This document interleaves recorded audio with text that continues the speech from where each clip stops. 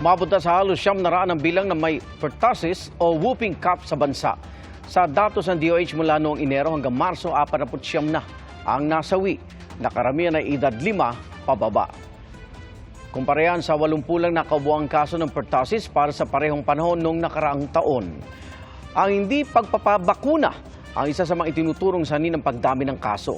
Ay sa DOH, sa ngayon, sapat ang supply ng bakuna pero posibleng magkaroon ng kakulangan sa susunod na buwan sa gitna ng outbreak sa ilang lugar sa bansa. Ginagawan na raw nila ito ng paraan. Sa Hunyo raw darating ang in-order na 5-in-1 vaccine ng DOH. Mga kapuso, sama-sama tayong maging saksi.